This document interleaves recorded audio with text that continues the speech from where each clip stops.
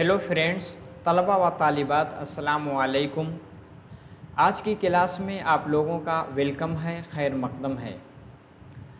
आज हम लोगों की उर्दू मेथोडोलॉजी की पहली क्लास है। मेथोडोलॉजी जिसको हम पेडागोजी के नाम से भी जानते हैं, जिसको उर्दू ज़ुबान में कहते हैं तरीक़े तदरीस। आपका जो लैंग्वेज पंडित उर्दू का सिलेबस है उसमें उर्दू मेथोडोलॉजी से 32 क्वेश्चन आते हैं और इसका सिलेबस में बिल्कुल लिमिटेड है। ठीक है, तो पहले हम लोग इसकी तैयारी करेंगे। अगर इसकी तैयारी आप अच्छे से कर लेते हैं तो जो आपका 32 क्वेश्चन है वो आसानी से हल हो जाएगा। जैसा कि आपने इससे पहली क्लास में सिलेबस में आपने देखा ही है, उसमें आपके 16 नंबर किससे आते हैं? मेथोडोलॉजी से, यानी तरीक़े तदरीस से। उसका पहला चैप्टर है उर्दू ज़ुबान इब्तिदा व इर्तिक़ा। उर्दू ज़ुबान की इब्तिदा व इर्तिक़ा के मुख्तलिफ़ नज़रियात। आज की क्लास में जो अलग अलग लोगों ने उर्दू की नशोनुमा के बारे में, उर्दू की इब्तिदा यानी उसकी शुरुआत के बारे में अपने नज़रिए पेश किए हैं, उन्होंने उनका क्या नज़रिया है इसके बारे में हम लोग डिटेल से देखेंगे। जिसमें से महमूद शेरानी का भी नज़रिया देखेंगे, नसीरुद्दीन हाशमी का, मसऊद हुसैन ख़ान का, सुलेमान नदवी यानी सैयद सुलेमान नदवी का क्या नज़रिया है, और इसी के साथ मोहम्मद हुसैन आज़ाद का क्या नज़रिया है। ठीक है, तो टू द पॉइंट चीज़ों को देखेंगे। ऐसी चीज़ों के बारे में हम लोग डिस्कस करेंगे जिससे आपके सवालात बनेंगे। ठीक है, चलिए आगे चलते हैं हम लोग क्लास की जानिब। ये जो स्लाइड दिख रही है, टेलीग्राम चैनल है ये, निज़ाम अकेडमी 22 करके, इसकी लिंक डिस्क्रिप्शन बॉक्स में है। इस पर क्लिक करके आप इससे जुड़ सकते हैं। क्लास अच्छी लग रही है तो लाइक करें, कमेंट करें, शेयर करें, अपने साथियों को शेयर कर दें। जो भी लैंग्वेज पंडित उर्दू के बारे में उन्होंने उसको भर रखा है, उस पोस्ट के लिए अप्लाई किया है, वो भी उससे फ़ायदा उठा सकते हैं। ठीक है, इसी तरह टीचिंग मेथोडोलॉजी हर एक एग्ज़ाम में, टीचिंग के एग्ज़ाम में पूछी जाती है। कोई भी है वो इससे फ़ायदा उठा सकता है। इसी के साथ नए हैं तो चैनल को ज़रूर सब्सक्राइब कर लें और बेल आइकन को भी दबा लें, ताकि जैसे ही कोई वीडियो अपलोड हो उसका नोटिफिकेशन आपको मिल जाएगा। चलिए हम लोग क्लास की जानिब चलते हैं। उर्दू ज़ुबान की इब्तिदा व इर्तिक़ा। ठीक है, इब्तिदा के मतलब होता है शुरुआत। ठीक है, कहाँ से उसकी ओरिजिन है, और इर्तिक़ा यानी उसका डेवलपमेंट यानी उसकी नशोनुमा किस तरह हुई है। सबसे पहले हम देखेंगे उर्दू क्या है।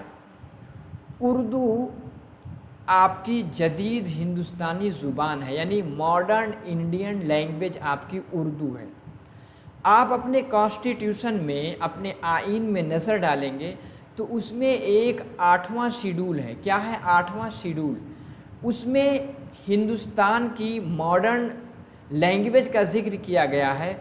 उसमें टोटल आपकी 22 ज़ुबानें हैं। कितनी हैं? 22 ज़ुबानों में से आपकी एक ज़ुबान उर्दू भी है। ठीक है, तो पूछा जा सकता है उर्दू ज़ुबान का ज़िक्र आपके आइन में कहाँ पे है, तो आप कहेंगे 8वीं शेड्यूल में। ठीक है, जदीद हिंदुस्तानी ज़ुबान कितनी है? 22 है। ठीक है, 8वीं शेड्यूल में। ठीक है,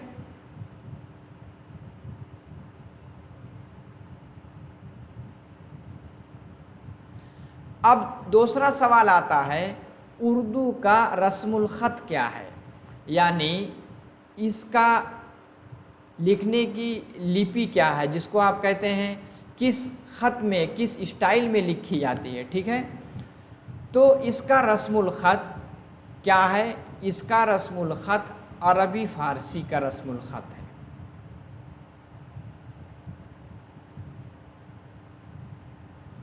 ठीक है, उर्दू ज़ुबान किससे लिखी जाती है? राइट साइड से, किसी से? दाहिनी जानिब से।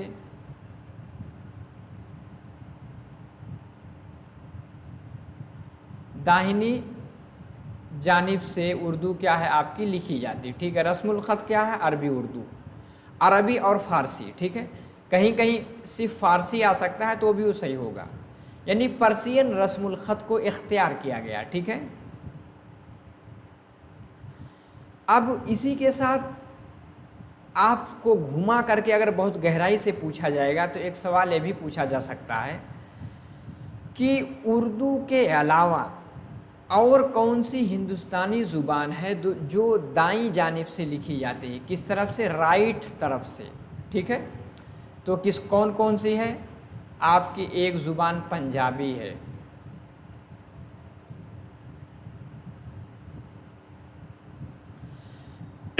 पंजाबी के साथ कश्मीरी है, ये भी दाईं जानिब से लिखी जाती है। एक सराइकी करके एक ज़ुबान आती है, और इसी के साथ पश्तू जो कि अफ़ग़ानिस्तान की रस्मी ज़ुबान है। ठीक है, पश्तू।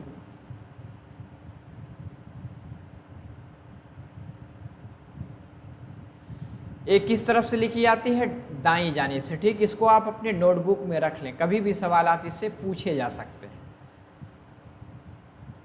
अब आगे चलते हैं, उर्दू की पैदाइश कहाँ हुई है। बहुत लोग कहते हैं उर्दू की पैदाइश दिल्ली में हुई है, कुछ लोग कहते हैं उर्दू की पैदाइश पंजाब में हुई है, कुछ लोग कहते हैं उर्दू की पैदाइश जो है दक्कन में हुई है, यानी हैदराबाद में हुई है।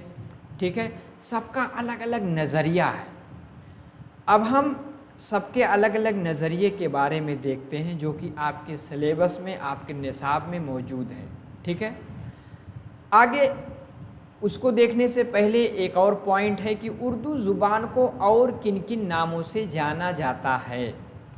सबसे पहले हम देखेंगे उर्दू ज़ुबान कौन सी ज़ुबान का लफ्ज़ है। उर्दू ज़ुबान, उर्दू जैसे एक लफ्ज़ आता ना उर्दू, उर्दू कौन सी ज़ुबान का लफ्ज़ है, ये टर्की का है, किसी तुर्की। इसका लफ्ज़ी माना क्या होता है, इसका लफ्ज़ी माना होता है लश्कर। ये सब पॉइंट की चीज़ें हैं, इसको आप बिल्कुल ज़हन में रखिएगा, इससे सवालात आपके आते हैं। ठीक है, अब उर्दू को और किन नामों से जाना जाता है। एक हिंदुस्तानी ज़ुबान, हिंदुस्तानी मतलब उर्दू, इसी की तरह हिंदी ज़ुबान, इसी तरह हिंदवी ज़ुबान और ज़ुबान दहली। ये सब नाम उर्दू के शुरू में रखे गए, बाद में उसका नाम उर्दू पड़ा। ठीक है, अब हम लोगों के नज़रिया देख लेते हैं। सबसे पहले महमूद शेरवानी का नज़रिया देखते हैं। वो उर्दू के इब्तिदा और उसके नशोनुमा इर्तिक़ा के बारे में क्या कहते हैं। देखिए, महमूद शेरवानी ने एक किताब लिखी है, इस किताब का नाम याद रखिएगा, उन्होंने लिखी है पंजाब में उर्दू, उनकी एक किताब है। ठीक है, उसमें उन्होंने ज़िक्र किया है कि उर्दू ज़ुबान, उर्दू पंजाब में पैदा हुई। कहाँ पैदा हुई, पंजाब में। कौन कहते हैं, महमूद शेरवानी। ठीक है, वहाँ से हिजरत करके दिल्ली पहुँची।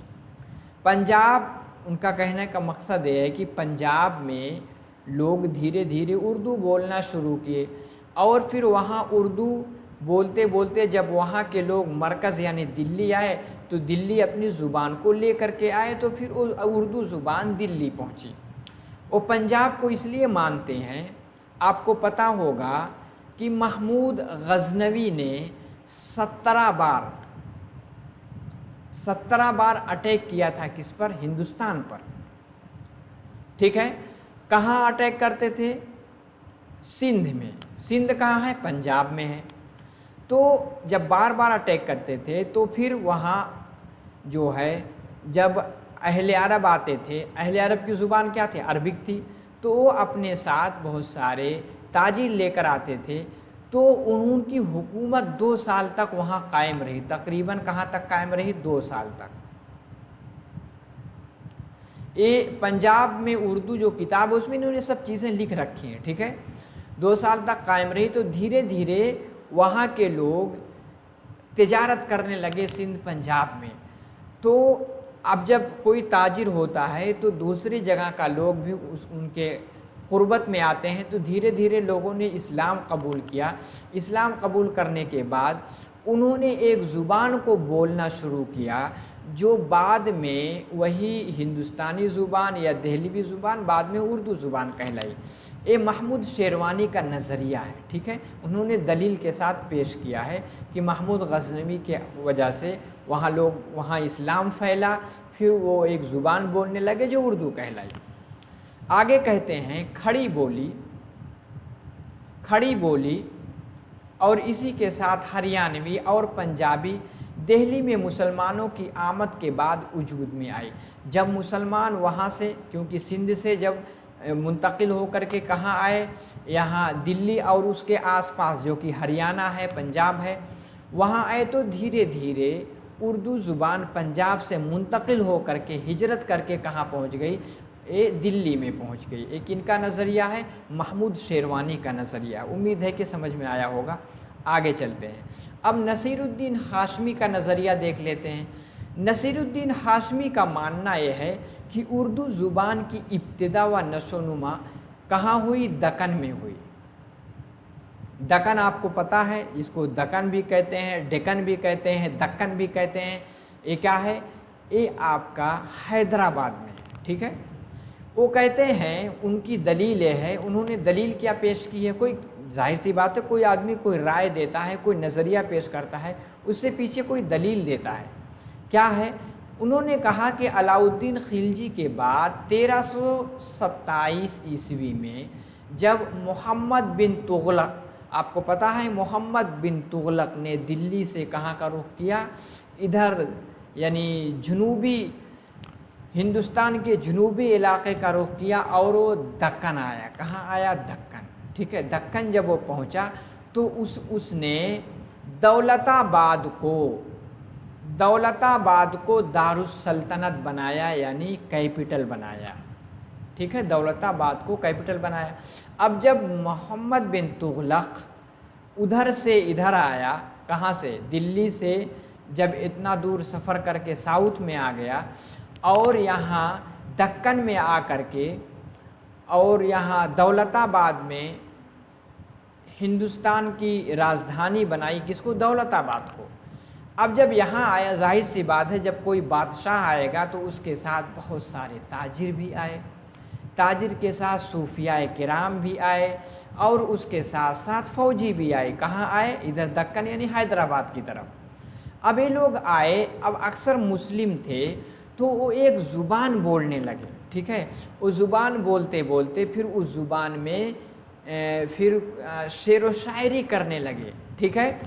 تو جو وہاں وہ زبان پیدا ہوئی، وہ زبان آگے چل کر کے کیا کہلائی؟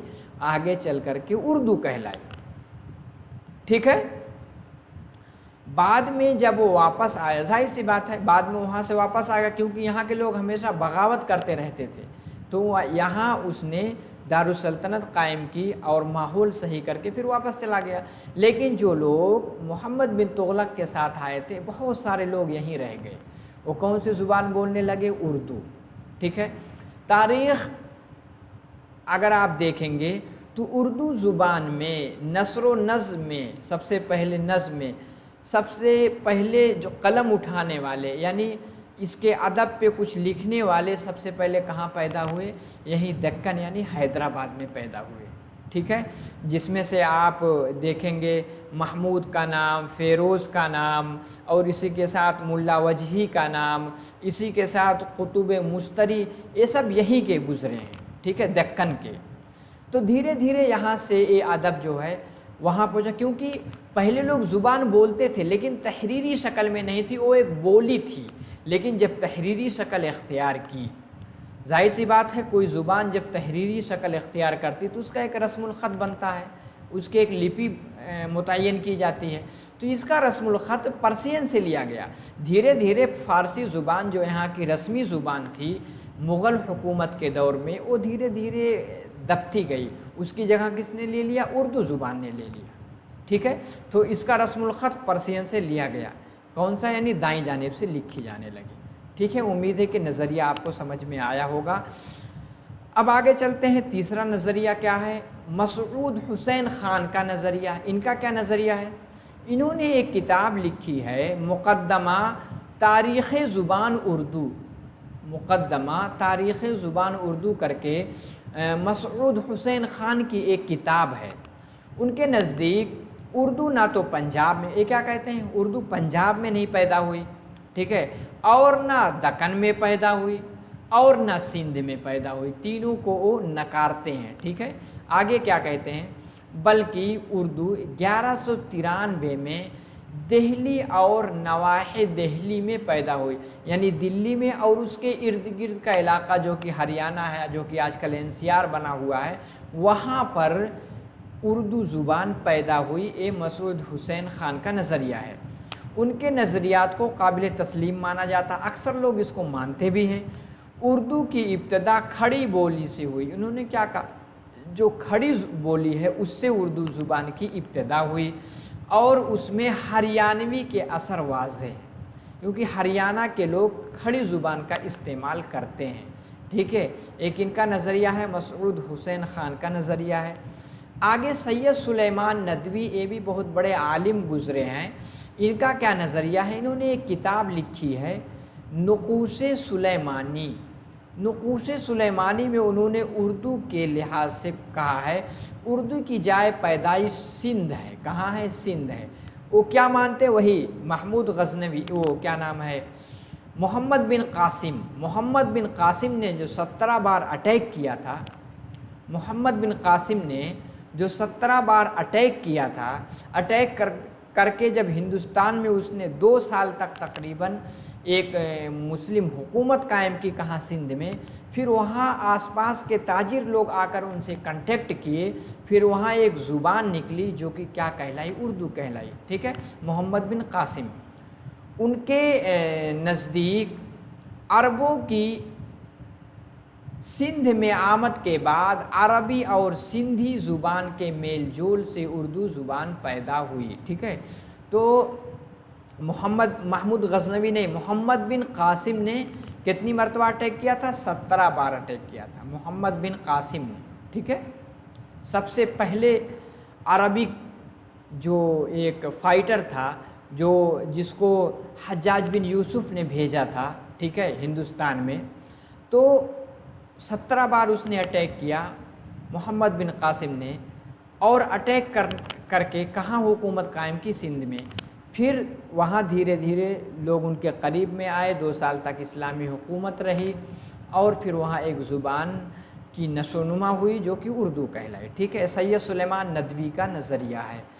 آگے ہے محمد حسین آزاد کا نظریہ۔ محمد حسین آزاد، انہوں نے اپنی تصنیف، ان کی بھی ایک کتاب ہے آب حیات۔ کیا ہے؟ آب حیات۔ آب حیات میں لکھا ہے اردو کی ابتدائی سر چشمہ برج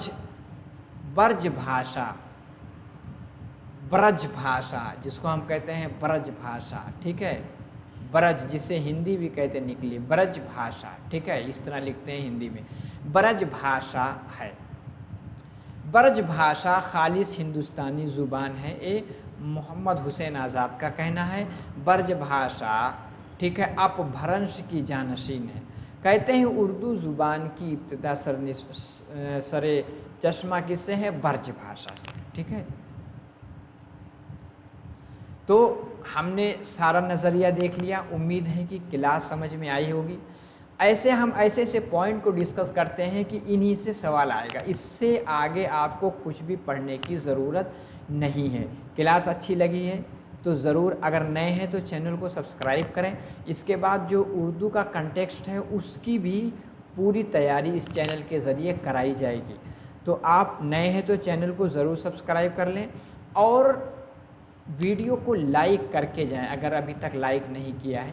آپ کے کوئی بھی دوست ہیں جو اس کی تیاری کر رہے ہیں، ان کو بھی شیئر کریں، وہ بھی فائدہ اٹھا سکیں۔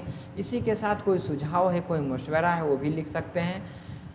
نظام اکیڈمی 22 کر کے ٹیلی گرام چینل، اس کی لنک موجود ہے، اس پر بھی آپ جڑ سکتے ہیں۔ تو آج کی کلاس میں اتنا ہی۔ آج ہم نے جو آپ کے سلیبس یعنی اردو میتھڈولوجی کے اکارڈنگ جو پہلا چیپٹر تھا، یعنی اردو زبان کی ابتدا نشوونما سے متعلق مختلف نظریات، اس کو پورا میں نے کمپلیٹ کر دیا ہے۔ تو آج کے کلاس میں اتنا ہی، اگلی کلاس میں ایک نئے ٹاپک کے ساتھ آپ سے پھر ملاقات ہوگی۔ السلام علیکم۔